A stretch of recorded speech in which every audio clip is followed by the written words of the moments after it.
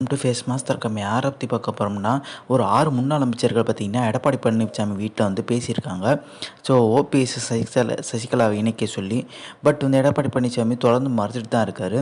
So தொடர் தோல்வி அதிமுக மிகப்பெரிய ஒரு வீழ்ச்சியை சந்திக்கும்ன்ற மாதிரி இடத்துல சொல்லியிருக்காங்க. 2 1/2 மணி நேரம் பேசியிருக்காங்க.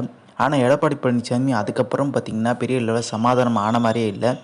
அவங்க வேணாம் அதெல்லாம் உறுதியாக இருக்கேன்ற மாதிரி பார்த்தீங்கன்னா, எடப்பாடி பழனிசாமி சொன்னதுலேருந்து முன்னாள் அமைச்சர்கள் இன்னும் ஆலோசனை பண்ணிகிட்ருக்காங்க.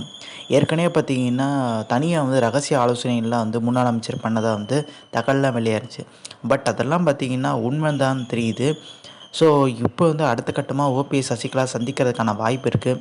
அப்படி சந்தித்தா கண்டிப்பாக எடப்பாடி பழனிசாமி இல்லாத அதிமுக உருவாகிறதுக்கு 100% பார்த்தீங்கன்னா இங்கே தான் வாய்ப்பு இருக்குது. ஏன்னா எடப்பாடி பழனிசாமி சொல்கிற பேச்சை வந்து முன்னாள் அமைச்சர் சொல்கிற பேச்சை எதுவுமே கேட்கல. கிட்டத்தட்ட 3 மணி நேரம் 4 மணி நேரம் பேசியிருக்காங்க.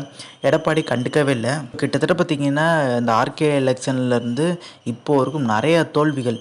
பட் அப்படி தோல்விகள் இருந்தாலுமே 2021 சட்டமன்ற தேர்தல் அப்புறம் தான் அந்த ஒற்றை தலைமை எடப்பாடி பழனிசாமி கண்ட்ரோலில் அதிமுக வருது.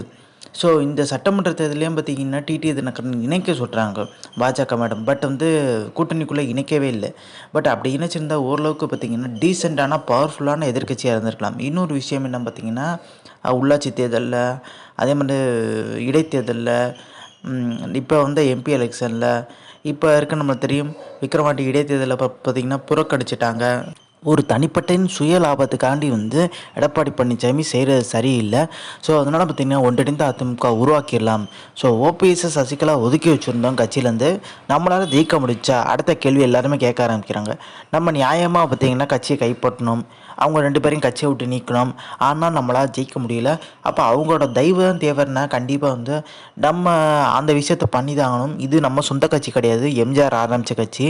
தொண்டர்களுக்காண்டி பார்த்திங்கன்னா இந்த ஒரு விஷயம் பார்த்திங்கன்னா பண்ணி தான் ஆகணுன்ற மாதிரி, ஒன்றிணைச்சு தான் ஆகணுன்ற மாதிரி வந்து 6 முன்னாள் அமைச்சர் சொல்லியிருக்காங்க. எடப்பாடி பழனிசாமி வழக்கம் போல் கேட்கல அப்படின்றாங்க. ஸோ இந்த இன்ஃபர்மேஷன் முடிச்சா like, share, subscribe. Thanks for வாட்சிங் திஸ் வீடியோ.